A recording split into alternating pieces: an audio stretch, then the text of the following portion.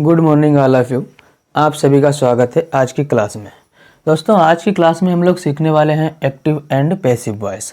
Active and passive voice हमारे लिए बहुत ही महत्वपूर्ण टॉपिक साबित हो सकता है। दोस्तों यदि आप बोर्ड परीक्षा या कोई भी एग्ज़ाम की तैयारी कर रहे हैं उसके लिए आपके लिए टॉपिक बहुत ही महत्वपूर्ण हो सकता है। तो आपसे उम्मीद है कि आप इस वीडियो को पूरा देखिएगा। आप पूरा देखिएगा तभी आपके कुछ समझ आएगा। तो चलिए हम बहुत ही आसान विधि से समझाने की कोशिश करेंगे। तो चलिए दोस्तों अब हम लोग देर ना करते हुए अपने टॉपिक को शुरू करते हैं। क्या दोस्तों आज हम लोग पढ़ेंगे एक्टिव एंड पैसिव वॉइस। तो दोस्तों आपको ध्यान रखना है इंग्लिश में एक्टिव वॉइस और पैसिव वॉइस आपको नाम से पता चल रहा है जैसे कि दो होते हैं, एक तो एक्टिव होता है और एक पैसिव होता है।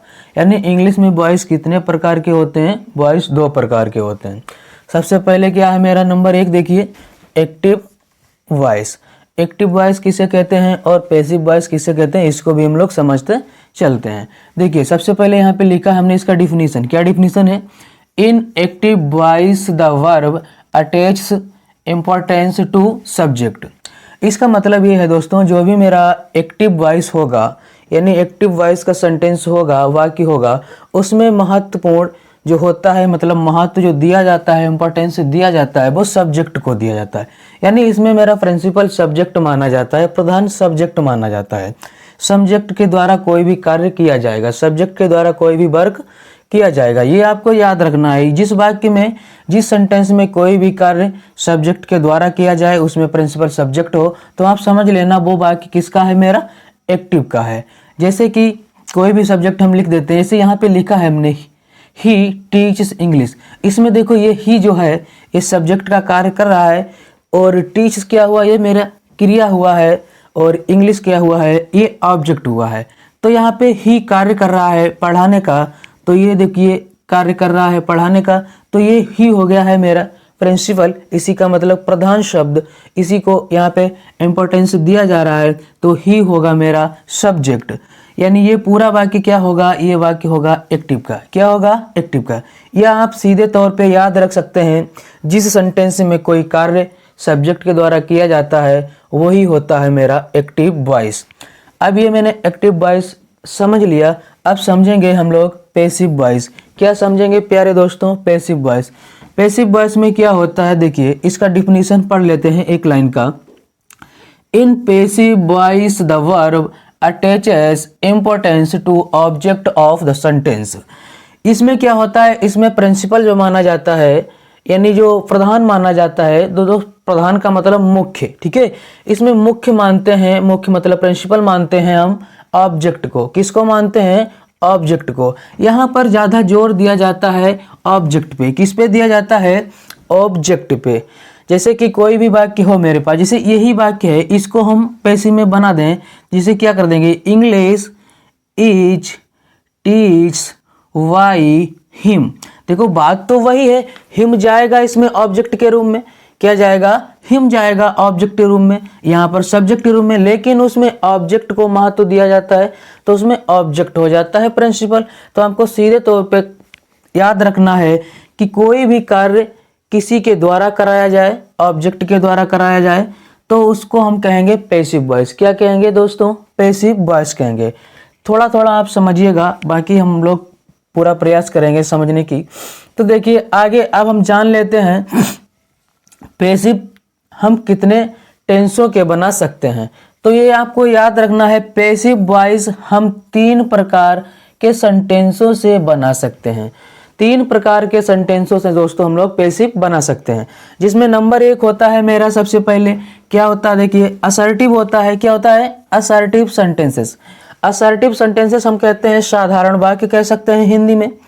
और दूसरा जो होता है इंटेरोगेटिव सेंटेंसेस, जिसको हम कहते हैं क्वेश्चन मार्क सेंटेंसेस या कह सकते हैं इंट्रोगेटिव सेंटेंसेस या प्रश्नवाचक वाक्य, जिसमें कोई भी क्वेश्चन किया जाए उन वाक्यों का हम लोग पैसिव भी बना सकते हैं। तीसरा नंबर क्या है? Imperative sentences. इंपरेटिव सेंटेंसेस का मतलब होता है आज्ञावाचक वाक्य, जिसमें कोई प्रार्थना करे, कोई आज्ञा करे, ठीक है, उसको कहते हैं आज्ञावाचक वाक्य। तो 3 प्रकार के सेंटेंसेस की हम लोग पैसिव बनाते हैं। वो लोग हम अभी बारीकी से सीखेंगे। जैसे कि यहाँ पे लिखा हमने है असर्टिव सेंटेंसेस, और असर्टिव सेंटेंसेस के अंतर्गत दो सेंटेंसेस आते हैं। एक तो होता है अफर्मेटिव और एक होता है निगेटिव। जैसे कि अफर्मेटिव अभी हमने देखा है, ही टीचेस इंग्लिश। दूसरा है I did not read book, ये है नेगेटिव का। तो इनका पैसिव हम बहुत ही आसानी से बना सकते हैं। फिर बात करते हैं इंट्रोगेटिव की। तो इंट्रोगेटिव में जैसे प्रश्न किया जाता है, देखिए, do you write a letter, क्या तुम एक पत्र लिखते हो, क्या तुम एक पत्र लिखते हो या लिख सकते हो, ये भी हम इसका अनुवाद कर सकते हैं। लेकिन बेहतर अनुवाद होगा क्या आप एक पत्र लिखते हो। तो ये क्या आप एक पत्र लिखते हो, ये सेंटेंस है, इसका भी हम लोग पैसिव आसानी से बना सकते हैं। तीसरा हमने देखा है इंपरेटिव सेंटेंसेस। इंपरेटिव सेंटेंसेस का मतलब होता है आज्ञावाचक वाक्य। जैसे कि ओपन द डोर, किसी ने किसी को आज्ञा दी कि ओपन द डोर मतलब दरवाजा खोलो, ओपन द डोर। तो इसका भी हम लोग पैसिव बना लेते हैं। इनके सारे के नियम थोड़ा अलग अलग होते हैं, अलग अलग प्रकार के होते हैं। तो इतना तो हमने मोटा मोटा ज्ञान एकत्रित कर लिया है। अब आगे हम लोग देखते हैं और कुछ सीखने की प्रयास करेंगे। देखिए, हमें ये भी अब पता होना चाहिए कि पैसिव वॉइस सिर्फ 8 टेंसेस की बन सकती है, जो नीचे हमने भैया लिखे हैं। आपको याद रखना है कि जो पैसिव होती है वो सिर्फ हम लोग 8 टेंसों की बनाते हैं। कितने की बनाते हैं? 8 टेंसों की बनाते हैं प्यारे दोस्तों। देखिए, अब 8 टेंस वो कौन से हो सकते हैं, ये भी आपको जानकारी होना चाहिए। Present indefinite tense, present continuous tense और present perfect tense, past indefinite tense. Number 5 हो सकता है पास्ट कंटिन्यूअस टेंस और past perfect tense, future indefinite tense और फ्यूचर परफेक्ट टेंस। ये 8 टेंस की हम लोग सिर्फ पैसिव बनाते हैं दोस्तों, ये आपको याद रखना है। तो दोस्तों बचे हुए कितने टेंस हैं? 4। यानी टोटल कितने होते हैं? 12 सेंटेंसेस, सॉरी टेंसेस। अब इन 12 टेंसेस में हम 8 टेंस की पैसिव बनाते हैं और 4 की पैसिव नहीं बनाते हैं। लेकिन ये याद रखना, एक्टिव वॉइस हम 12 टेंसेस की बनाते हैं, ठीक है। 12 टेंस की बनाई जाती है एक्टिव। जैसे कि यहाँ पे ये आपको याद रखना है, 12 टेंस तो आपको मालूम है, प्रेजेंट इंडेफिनिट से लेकर फ्यूचर परफेक्ट कंटिन्यूअस तक 12 टेंस होते हैं। उनकी सबकी हम क्या बनाते हैं? एक्टिव बनाते हैं। देखिए, तो चलिए अब हम लोग पैसिव वॉइस बनाने के लिए कुछ नियम पढ़ते हैं। अब हम लोग सीख लिए हैं कि पैसिव वॉइस किसे कहते हैं और कितने टेंस की बनती है, ये तो हम सीख लिए हैं। अब हम सीखेंगे उसको बनाने के कुछ नियम। तो देखिए, सबसे पहले यहाँ पे लिखा है हम लोगों ने, तो हम सबसे पहले कुछ शॉर्ट फॉर्म सीखते हैं।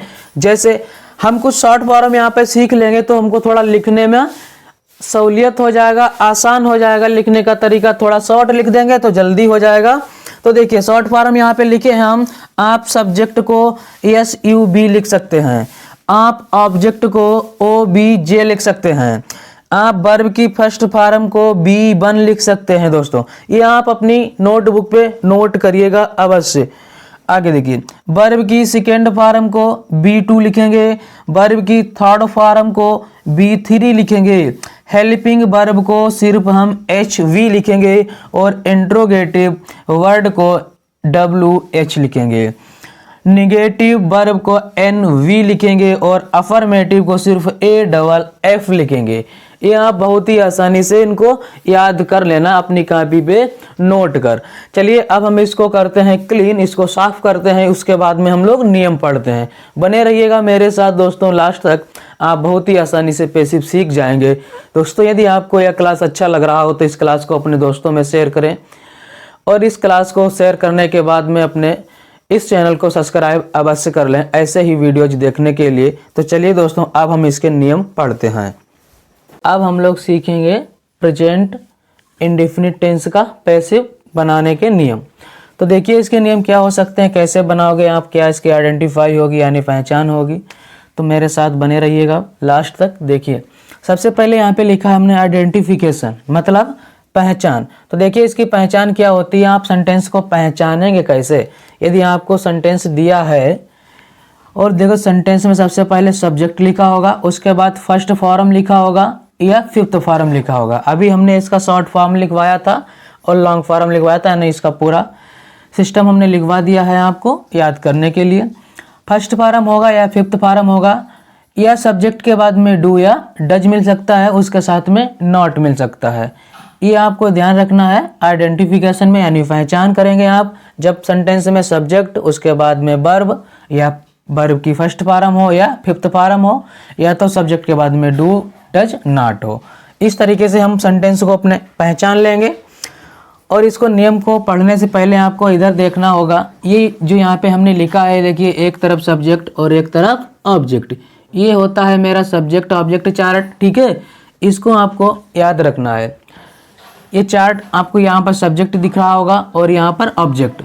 तो जब मेरे पास सेंटेंस में ही आएगा तो उसका यदि हमको ऑब्जेक्ट बनाना पड़ेगा तो हम हिम बनाएंगे, और यदि मेरे पास सी सब्जेक्ट होगा तो उसको हम ऑब्जेक्ट में हर लिखेंगे। इट का इट रहता है, और यदि आई आएगा तो हम ऑब्जेक्ट में लिखेंगे, और यदि यू आएगा ऑब्जेक्ट में तो हम यू ही लिखेंगे। यदि मेरे पास दे सब्जेक्ट होगा तो देम लिखेंगे ऑब्जेक्ट के रूप में, बी होगा तो अस लिखेंगे, और किसी का नेम होगा तो नेम ही रहेगा मेरे प्यारे दोस्तों। तो आपको याद रखना, इधर हमने हिंदी भी लिख दिया है। तो देखिए, वाह का अंग्रेजी ही होता है, ही को हम हिम कर देंगे। वाह का अंग्रेजी सी भी होता है, उसको हम हर कर देंगे। यहाँ का अंग्रेजी इट होता है, इसको हम इट रहने देंगे। और मैं का अंग्रेजी आई होता है, आई को हम लोग मी कर देंगे। तुम आपका अंग्रेजी यू होता है, यू को हम लोग यू कर देंगे। बे का अंग्रेजी दे होता है, दे को हम लोग दे करेंगे। हम का अंग्रेजी बी होता है, बी को हम लोग अस करेंगे। और नाम का अंग्रेजी तो नेम रहता है, जो भी किसी का नेम होगा उसको हम वैसे, चाहे सब्जेक्ट हो चाहे ऑब्जेक्ट हो, वैसे रहने देंगे। तो चलिए हम देखते हैं प्रेजेंट इंडेफिनिट का नियम। हमने आपको पहचान बता दिया, सब्जेक्ट के बाद में वर्ब होगा फर्स्ट फॉर्म का या फिफ्थ फॉर्म का, या सब्जेक्ट के बाद में डू या डज नॉट होगा। इस तरीके से आप पहचान सकते हैं बाकी को। तो देखिए, सबसे पहले यहाँ पे एक वाक्य लिखा है, हम पहचान लेते हैं, आइडेंटिफाई कर लेते हैं। क्या है मेरे पास, देखिए वाक्य, ही टीचस मी इंग्लिश। अब देखिए, ये सब्जेक्ट हो गया, ये सब्जेक्ट हुआ, ये वर्ब हुआ, और वर्ब में देखिए ई एस लगा है। जिस वर्ब में ई एस लगा होता है या एस लगा होता है वही दोस्तों होता है फिफ्थ फॉर्म, ठीक है। और फर्स्ट तो आपको मालूम है। तो यदि हमको मिल गया है, उसके बाद में डॉट लगा है, डॉट का मतलब जो भी ऑब्जेक्ट होगा, कॉम्प्लीमेंट होगा, वो शब्द लिखा होगा। तो यहाँ पे मी लिखा और इंग्लिश लिखा। चलिए हम इसका देखते हैं रूल क्या होता है पैसिव बनाने के लिए। तो सबसे पहले यहाँ पे लिखा हमने रूल नंबर 1, अफर्मेटिव। क्या लिखा है, अफर्मेटिव। अफर्मेटिव ये वाक्य होते हैं जिसमें नॉट नहीं होता है और कोई क्वेश्चन नहीं किया जाता है, वो होते हैं अफर्मेटिव। तो देखिए, अफर्मेटिव नियम क्या है, object is am are, verb की थर्ड फॉर्म बाय ऑब्जेक्ट। तो चलिए हम इस सूत्र को, इस फार्मूले को, इस स्ट्रक्चर को अपने वाक्य में यानी सेंटेंस में यूज करते हैं। तो सबसे पहले क्या है, ऑब्जेक्ट। तो यहाँ पे देखिए मी और इंग्लिश, ऑब्जेक्ट उसे कहते हैं जिसपे सब्जेक्ट कार्य करता है, वर्क करता है। तो वर्क देखिए मुझ पे कर रहा है और इंग्लिश पे कर रहा है, यानी मी पे कर रहा है और इंग्लिश पे कर रहा है। आपको ऑब्जेक्ट उस पहले लिखना होगा जो ऑब्जेक्ट वर्ब के पास होगा। तो वर्ब इसमें टीच से, टीच के पास में कौन है, मी। तो सबसे पहले किसको लिखेंगे, मी को लिखेंगे। तो देखिए उधर सब्जेक्ट और ऑब्जेक्ट में मी, तो मी जब इधर आएगा बनेगा आई। तो इधर देखिए सब्जेक्ट का रूप है, तो मी उधर ऑब्जेक्ट का रूप है। तो मी को इधर लाएंगे तो मी क्या बनेगा प्यारे दोस्तों, आई। तो हमने लिख दिया यहाँ पे आई। अब देखो इज एम आर, तो इज एम आर लिखना हमको। तो आपको याद रखना है फर्स्ट पर्सन सिंगुलर आई के साथ हम लोग एम लिखते हैं। क्या लिखते हैं, एम। तो यहाँ पर आपको याद रखना है जब मेरे पास आई होगा तो इसके लिए हम लोग एम लिखेंगे, ठीक है। और मेरे पास ही होगा, सी होगा और इट होगा और किसी का नाम होगा तो हम लोग इज लिखेंगे। बाकी बचे हुए सभी के साथ में आर लिखेंगे। ये बात आपको याद रखना है। तो देखिए क्या लिखे हम यहाँ पे, एम हमने लिख दिया है एम। फिर क्या लिखना है, वर्ब का तीसरा फॉर्म। यहाँ पे क्या है, टीच, और टीच का थर्ड फॉर्म क्या होता है, टॉट। लिखिए आप यहाँ पे टॉट। डॉट के बाद में देखिए यहाँ पे डॉट डॉट लिखा है, ठीक है, यानी तीसरे फॉर्म के बाद में डॉट डॉट लिखा है।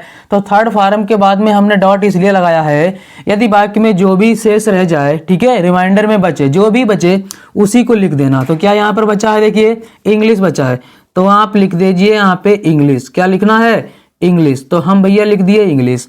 उसके बाद में क्या देखिए है, वाई, तो लगाना पड़ेगा आपको वाई। तो वाई हम लिख दिए। फिर क्या है, देखिए इसमें ऑब्जेक्ट।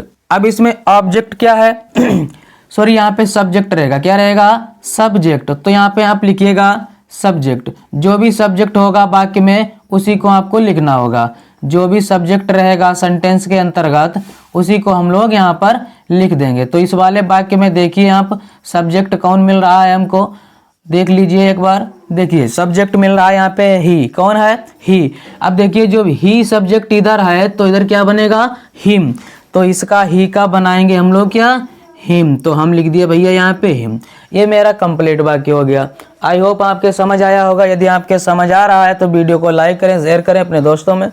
तो देखिए आगे क्या है, I do not write a letter to you. अब देखिए इसमें मिल गया है हमको सब्जेक्ट के बाद में डू नॉट, क्या मिला है, डू नॉट। तो हमने आइडेंटिफाई कर लिया इसको। तो आइडेंटिफाई करने के बाद में इसमें हम नियम लगाएंगे। जब आपको नॉट मिल जाएगा तो दूसरा नियम लगाना इसमें निगेटिव का। क्या है निगेटिव का, सबसे पहले ऑब्जेक्ट। तो ऑब्जेक्ट ढूंढो, इसमें क्या है, देखिए ए लेटर है और यू है, दोनों ऑब्जेक्ट हैं। लेकिन अभी हमने बताया आपको जो वर्ब के पास हो उसको लिखना है। तो वर्ब के पास क्या है भाई साहब, ए लेटर। तो सबसे पहले लिखो ए लेटर। तो यहाँ पर हम लिख दिए भैया ए लेटर। ए लेटर लिखने के बाद में नियम पे जाओ, क्या है देखिए इज एम आर। अब देखो एक लेटर है तो ये जाएगा इज के लिए, तो हम लिख दिए यहाँ पे इज। फिर लिखना हम लोगों को है नॉट, तो लिखो यहाँ पे नॉट। हमने भी लिख दिया है नॉट। अब लिखना वर्ब का थर्ड फॉर्म। तो यहाँ पे देखो वर्ब क्या है, रिटन मतलब लिखना, और इसका थर्ड फॉर्म क्या होता है, रिटन। क्या होता है, रिटन। तो हम लिख दिए हैं रिटन। रिटन के बाद देखियो बचा हुआ शब्द भैया, तो इसमें रिमाइंडर में क्या बचा है, टू यू, यानी बचा क्या है, टू यू। तो लिखो टू यू। अब देखो लगा इसमें क्या है, देखिए वाई, क्या है वाई, तो लिखो वाई। अब सब्जेक्ट, तो सब्जेक्ट इधर क्या है, आई, देख लीजिए क्या है, आई। तो आई सब्जेक्ट, देखिए आई सब्जेक्ट इधर जाएगा मी बनेगा। तो लिखिए यहाँ पे आई का मी, ये बन गया मेरा पैसिव दूसरे का। अब देख रहे हैं हम लोग हैं तीसरा पैसिव क्या है, do you is called him. क्या है, do you is called him. याद रखना आप, जब डू शुरुआत में दिया हो, मतलब सबसे पहले डू लिखा हो, तो हम लगाएंगे तीसरे का पहला नियम, यानी इंट्रोगेटिव का फर्स्ट नियम। क्या नियम है, इज एम आर। तो यहाँ पे सबसे पहले हमको इज एम आर लगाना है, वो लगाएंगे हम सब्जेक्ट को देखकर। तो सब्जेक्ट क्या है इसमें, हिम। तो हिम मतलब होता है हिस। तो ही के लिए हम लिखेंगे इज। क्या लिखेंगे प्यारे दोस्तों, इज। इज के बाद में देखो हमको क्या करना है, यहाँ पे है ऑब्जेक्ट लिखना है, यानी ही। हिम है तो हिम, देखो इधर हिम का इधर क्या होता है, तो ही होता है। तो हम लिख दिए यहाँ पे ही। अब क्या करना है, यहाँ पे देखिए वर्ब का तीसरा, तो यहाँ पे स्कोल्ड है। स्कोल्ड का तीसरा फॉर्म होता है स्कोल्डेड। क्या होता है, स्कोल्डेड। अब लगाना हमको क्या है, बाई। तो लगा दो इसमें वाई, तो हम वाई लिख दिए। अब लिखना क्या हमको है, सब्जेक्ट। तो सब्जेक्ट क्या है इधर, यू, लेकिन उधर भी रहेगा इसका यू, तो हम यू का यू लिख दिए। उसके बाद में प्रश्न वाचक चिन्ह यानी क्वेश्चन मार्क लगा देना है हमको, तो हमने क्वेश्चन मार्क लगा दिया है। इस तरीके से हम पैसिव बनाते हैं दोस्तों। अब देख रहे हैं हम 4 नंबर वाक्य क्या है मेरे पास, why does Sita cook the rice in kitchen. ये मेरे पास वाक्य, ये देखिए प्रश्नवाचक शब्द हैं, WH। ठीक है, ये क्या है, WH। तो WH हमने यहाँ पे नियम लिखाया है तीसरे का सेकेंड नियम, यानी थर्ड का सेकेंड क्या है, इंट्रोगेटिव का दूसरा नियम WH। तो WH का जो यहाँ पे शब्द लिखा होगा वाई, वाट, हाउ, उसको हम वैसे लिख देंगे। तो हमने लिख दिया है वाई का भाई। उसके बाद देखिए लिखना है हमको इज एम आर। तो इज एम आर देखेंगे हम राइस के लिए, तो लगाएंगे क्या, इज। क्या लगाए हम लोग, इज। अब उसके बाद देखिए लिखना है हमको ऑब्जेक्ट। तो ऑब्जेक्ट देखिए यहाँ पे वर्ब है कुक, और कुक के पास में लिखा है द राइस। तो द राइस क्या हुआ, ऑब्जेक्ट, लिख दीजिए द राइस। फिर उसके बाद हमको क्या करना होता है, देखिए वर्ब के बाद जो बचेगा शब्द पीछे उसको लिखेंगे। सबसे पहले हम वर्ब लिखेंगे। वर्ब क्या है, कुक। तो कुक का क्या होगा, कुकेट। तो हमने कुकेट लिखा। अब बचा हुआ भैया लिखो इसमें इन किचन। क्या बचा है, इन किचन। तो इन किचन लिखो। अब देखो इन किचन लिखने के बाद में क्या लिखना हम लोगों को है, बाई। तो बाई लगाओ। बाई लिखने के बाद हम लोग लिखते हैं सब्जेक्ट। क्या लिखना है, सब्जेक्ट। तो इधर देखिए सब्जेक्ट कौन है, सीता। अब देखिए नाम है, तो नाम का ऑब्जेक्ट भी क्या रहता है, नाम। तो सीता नाम है तो सीता ही रहेगा, क्या रहेगा, सीता। ये बन गए मेरे सारे सेंटेंसेज। यदि आपको ये अच्छा लगा हो तो वीडियो को लाइक कर दें, अपने दोस्तों में शेयर कर दें। और आपके लिए 5 वाक्य हम लोग यहाँ पे लिख रहे हैं, ये आप कमेंट बॉक्स में आंसर देना इसका, ठीक है। तो देखिए यहाँ पे हम 5 वाक्य आपको दे रहे हैं, 5 सेंटेंसेस आपको दे रहे हैं। तो लिखिएगा यू राइट अ लेटर। और दूसरा होमवर्क में वाक्य आपके लिए he eats the food in room. ये आपको पैसिव में बनाना है। और लिख लीजिए इसमें तीसरा वाक्य, 2 हो गए। और ये 3 नंबर देखिए, we do not read a book. ये हो गए। चलिए आप 3 ही वाक्य का पैसिव बना के कमेंट करना। और दोस्तों यदि आपको यह वीडियो अच्छा लगा हो, जरा सा भी पसंद आया हो, तो इस वीडियो को अपने ग्रुप में शेयर कर दीजिए, अपने पढ़ने वाले भाई बहनों के साथ शेयर कीजिए। चलिए मिलेंगे आपको नेक्स्ट क्लास में। जब तक खुश रहिए, खुशियाँ बांटते रहिए। Signing off. जय हिंद, जय भारत, वंदे मातरम।